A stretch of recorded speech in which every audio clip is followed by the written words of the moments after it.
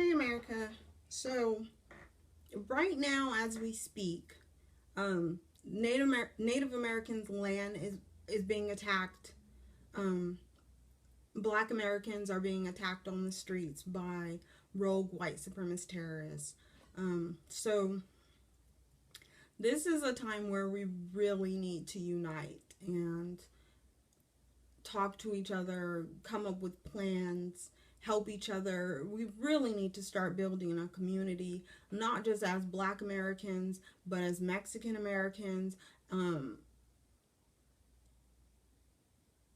Asian Americans, all races really need to come together, uh, especially right now when we have a white supremacist terrorist as a president. Like, that is our president. That is the representation of America for at least the next 4 years. And I'm not, this is something that's going to affect white America too. And I think that majority of the white people that voted for Donald Trump wasn't considering the negative effect that it was going to do to them. I think they're just looking at all this hate that Donald Trump has spurred, or that Donald Trump has for Black Americans, Mexican Americans, any immigrants, probably except his wife. And we had a lot of knowledge on this person, and white people were giving a lot of knowledge and still decided that it would be in their best interest to have this white supremacist terrorist as the representation of America. And I don't know what kind of backlash it's going to do with our relationships with other countries. I'm not sure how that's going to look, but I don't see it looking very positive. I think right now a lot of other countries are going to look at us as a joke, because that's what we've shown them. We've given a clown.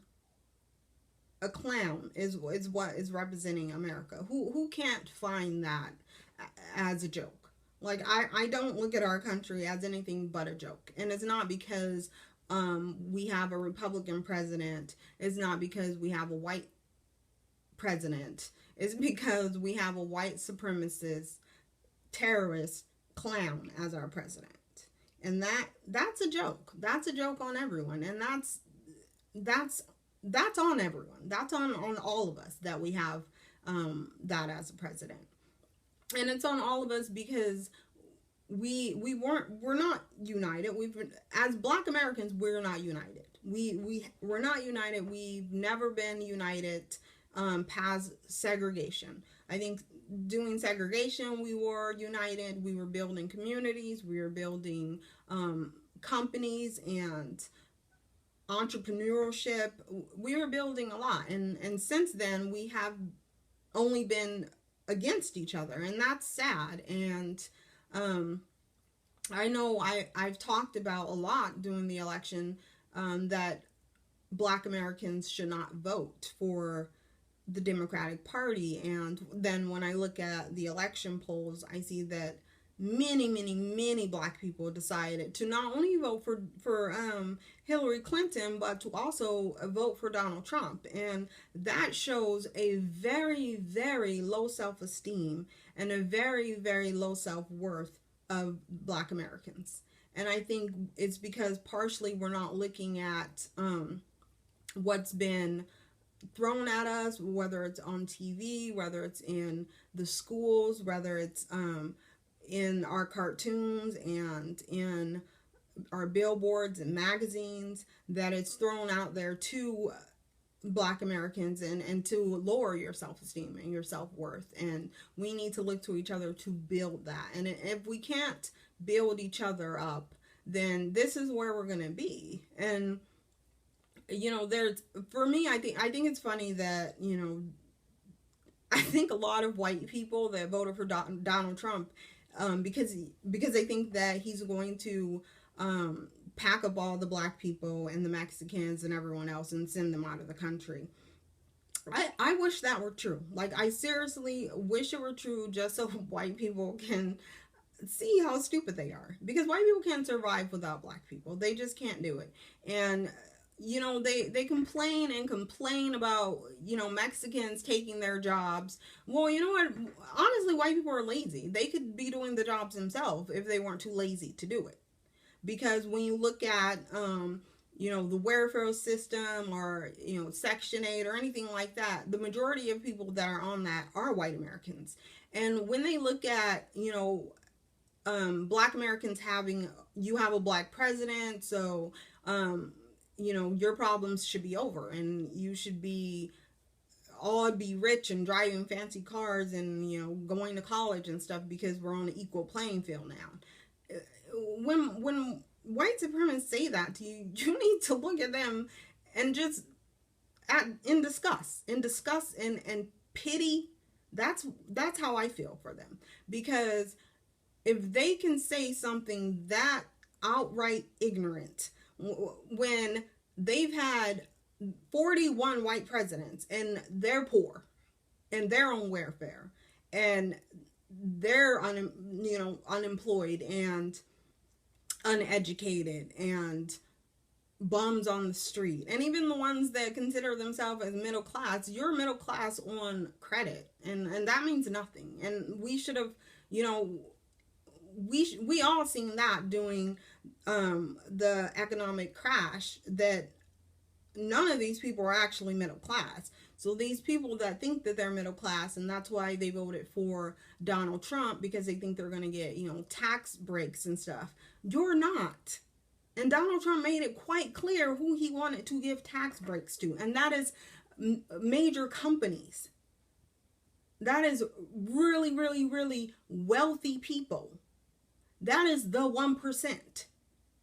And so if you were that stupid to vote for Donald Trump because you think he was going to do anything that benefits the middle class and the middle class and poor class of white Americans, you have a rude awakening coming. A very rude awakening. And I honestly can't wait for the next chapter of this very, very pathetic reality series, because that's what it is. It's a really sad, really fake reality series, and I would watch it. I would watch it because that something big and dark is about to erupt, and a lot of people are going to feel really stupid when it does. Right now, white Americans, the white supremacist Americans, I'm not saying all white people, obviously all of anything that's not going to be right, but the majority of white people, these white supremacists, are riding on a high right now. They feel great. They think that they've won some grand prize and conquered America, and it's a joke, and it's sad, actually. It's pathetic. It's disgusting. They're riding their high right now, but when they realize that this is not going to help them, they're not going to be happy. Their high is going to come down, and they're going to realize just how stupid they were. But you know what? Even that, I think that's great that they're going to feel stupid, but even when white people feel stupid, that's not going to change. In 4 years, they're going to vote for him again, because he's a white supremacist, and that's what they want. That is what they want. Hillary Clinton's a white supremacist too, but she wasn't as outspoken. She didn't wear her hate on her sleeves. She's cunning and deceitful and disgusting and a white supremacist terrorist. By no means do I have anything to say good about her. I do not endorse her in any form or fashion. But these white supremacists voted for Donald Trump because he is just radically out there. He might as well have a cloak over his body and a cone over his head with KKK written on it. That's what he might as well have. He might as well be Hitler.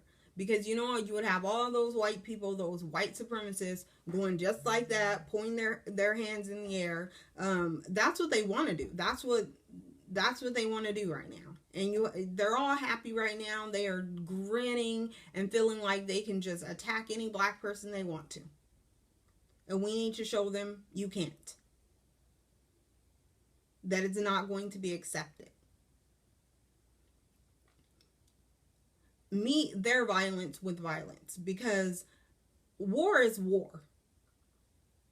And that's what we're in. And if you were, in the military and sent out to go fight in another country, you're not going to lay on the ground and say, well, I just want to, be peaceful and passive. You will not do that. There are many black people that has died in the line of fire fighting another country for this country, and yet we won't stand up and fight this country for our own freedom, for our own livelihood, for our own children. And that's sad, and that's pathetic. It's pathetic if you would, fight your neighbor, or fight your cousin, or fight your wife, or fight your husband, but you won't stand up to white supremacy. I don't care if you get on YouTube or make a video, or teach your kids that passivity isn't helping. I know that a lot of people that don't want to fight and don't want to stand up for anything thinks that they're Christians and or other religious groups. But I think you need to pick up your Bible again and read it again. Because in that Bible, it will tell you to fight, to stand up for your rights. That there's a time for war. So when you think you're being peaceful and you're just, following your Christian beliefs, pick up a Bible and read it again. Because you're not. You need to defend yourself. You need to stand up for yourself. And like I said, I can't wait for the next chapter. I can't wait to see what goes on. And that's all we can do. Right now we can just ride it out. Unite. Come up with a plan. Come up with a strategy. Protect yourself. That's our main thing.